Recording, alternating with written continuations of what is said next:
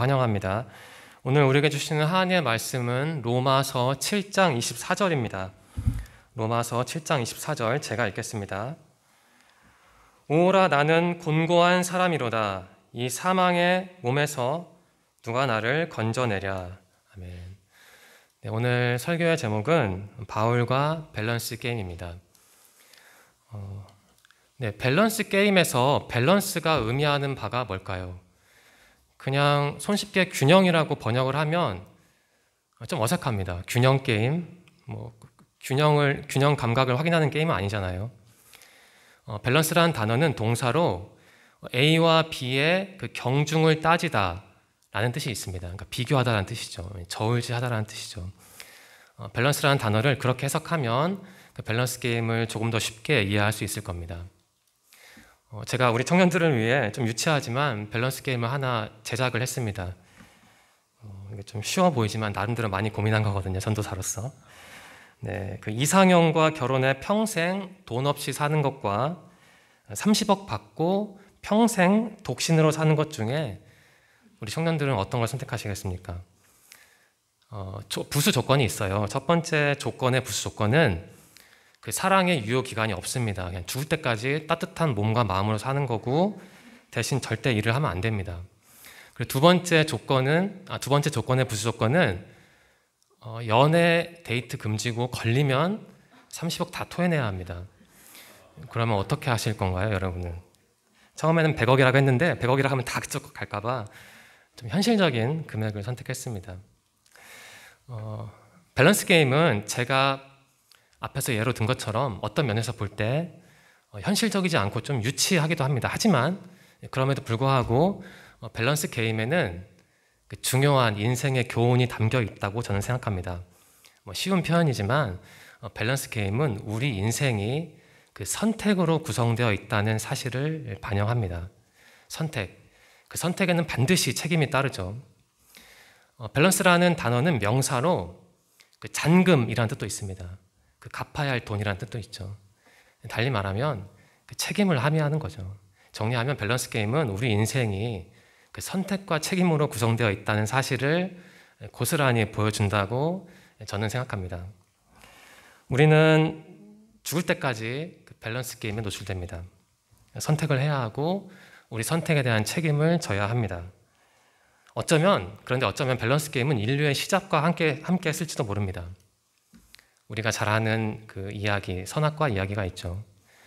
뱀이 하와에게 제안을 했죠.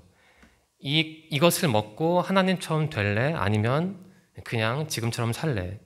하와는 어떤 선택을 했고 그것에 대한 책임을 졌습니다. 오늘은 이 밸런스 게임이라는 세속적인 틀을 활용해서 로마서 7장의 그 어려운 말씀을 이해해 보고자 합니다. 앞에서는 좀 세속적인 밸런스 게임을 했는데요. 지금부터 좀 신앙적인 밸런스 게임을 해보겠습니다. 여러분, 율법 안에서 살아가시겠습니까? 아니면 율법 밖에서 살아가시겠습니까? 아마 대다수는 율법 안에서 살아가는 걸 선택할 텐데 뒤에서 살펴보겠지만 아마 후회하게 될 겁니다.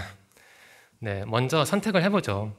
율법 안에서 살아갈 선택하면은 그 어떠한 책임, 결과가 뒤따르는지 살펴보겠습니다. 여기서 율법은 모세 오경을 뜻합니다. 창세기, 출애굽기, 레위기, 민수기, 신명기를 뜻하죠.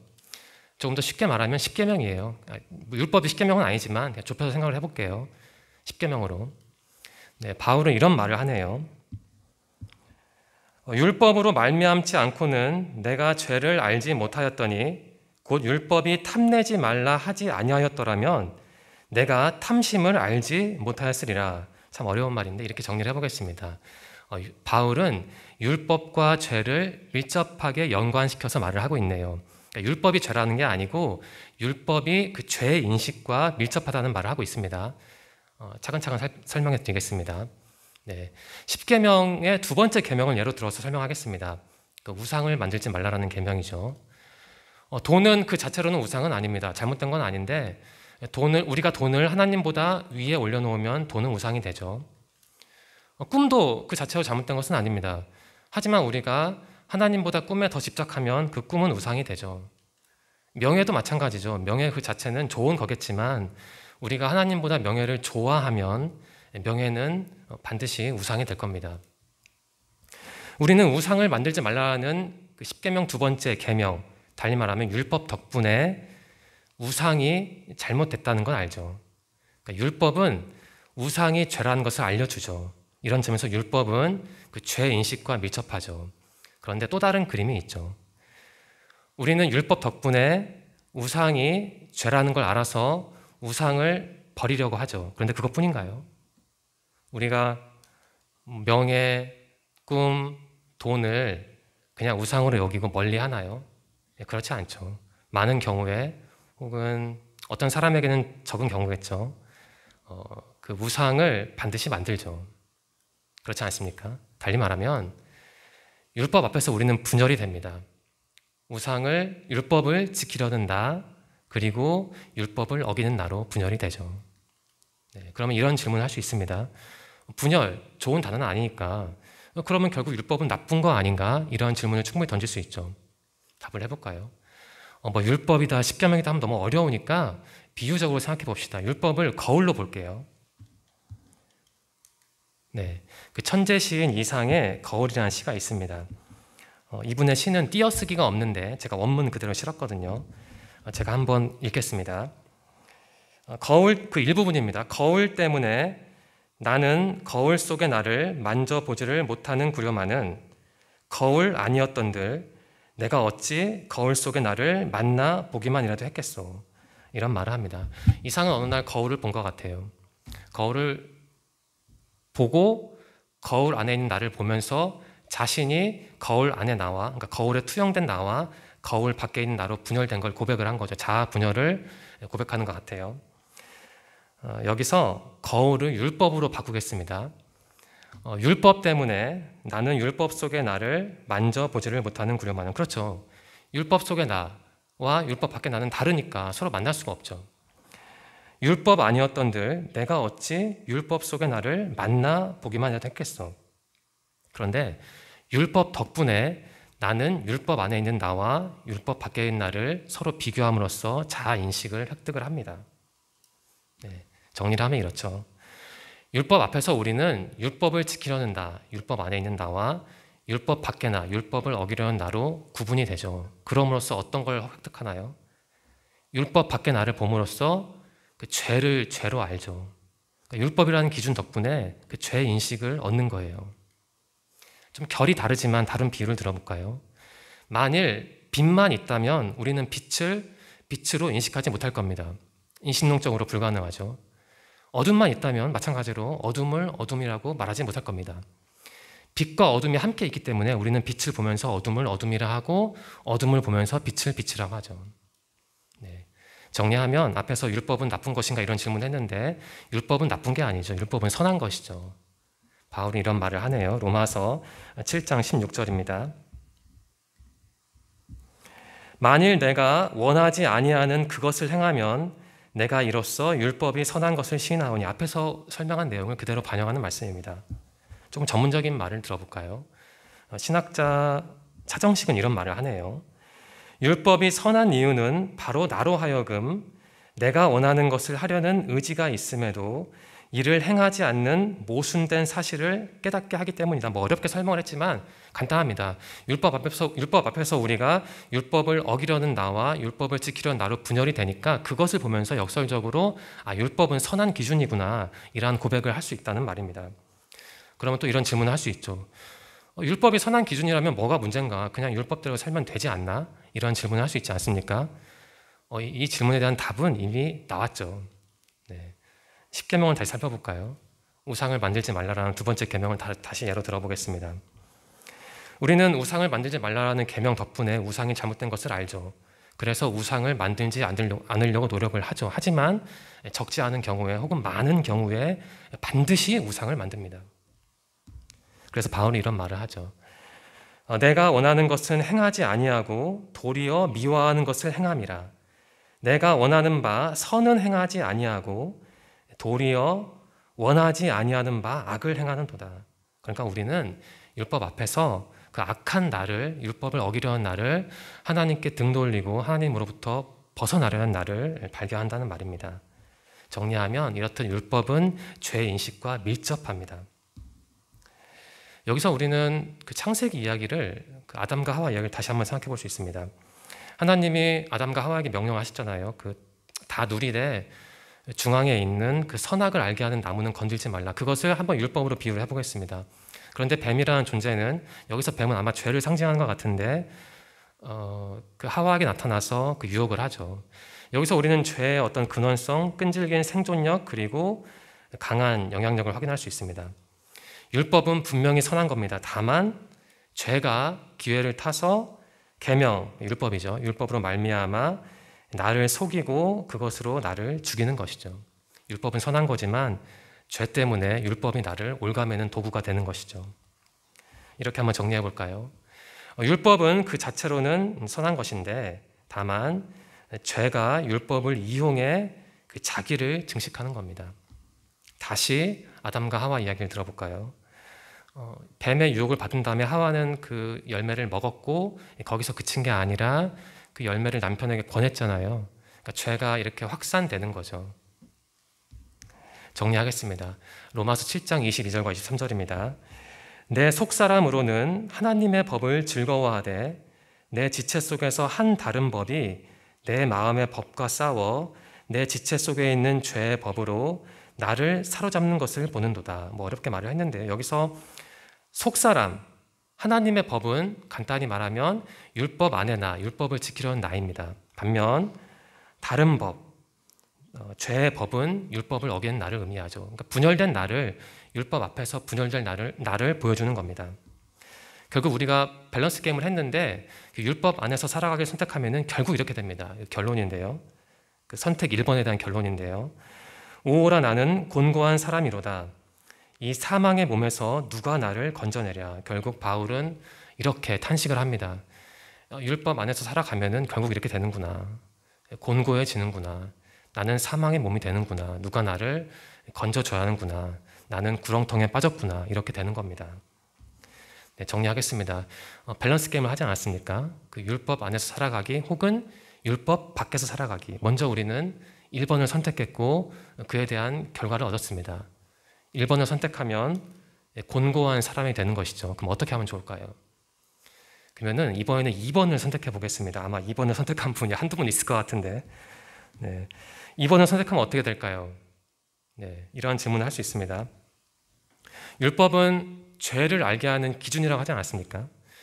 그렇다면 율법이 없다면 죄를 죄로 인식할 기준이 없으니까 우리는 죄로부터 자유로운 거 아닙니까? 이러한 질문을 할 수 있잖아요. 충분히 할 수 있죠. 그런데 조금만 생각해 보면 이 질문이 좀 허술하다는 걸 알 수 있죠. 네, 이렇게 정리해 보겠습니다. 율법이 없다면 우리는 죄를 지으면서도 그 죄가 죄라는 걸 알지를 못할 겁니다. 그러니까 혼란에 빠지게 되는 거죠. 좀 유치한 비유를 들어보겠습니다. 교통법규를 모른 채 운전을 하면 교통법규를 어겨도 그 피해를 양산해도 그게 죄라는 거 잘못이라는 거 알지 못하는 것처럼 율법이라는 기준 없이 살아가면은 죄를 져도 죄가 죄인지 모르니까 사실 더 심각한 그 상황이 발생하는 것이죠. 네. 정리하면 이렇습니다. 율법 안에서만 살아가면 결국에는 그 죄를 집니다. 10계명 두 번째 계명을 예로 들면 우상을 만들 수밖에 없죠. 그리고 죄는 자꾸 늘어날 겁니다. 시간이 지날수록. 그렇다고 해서 율법 밖으로 나가버리면 어떻게 되냐면 끔찍하죠. 아예 선과 악을 판별할 기준이 사라지니까 더 힘들어지고 어려워집니다. 그럼 어떻게 해야 할까요? 바울은 제3의 길을 말을 합니다. 바로 그리스도를 말을 하죠. 여기서 그리스도를 그 율법 위의 그리스도로 정리해 보겠습니다. 율법 밖이 아니라, 율법 안이 아니라 그 율법 위의 그리스도로 생각을 해보겠습니다. 바울이 오호라 나는 곤고한 사람이로다 라고 고백한 다음에 느닷없이 바로 이런 말을 하네요. 7장 25절 상반절입니다. 우리 주 예수 그리스도로 말미암아 하나님께 감사하리로다. 느닷없이 이런 말을 합니다. 어떤 신학자는 이것을 이렇게 정리를 합니다.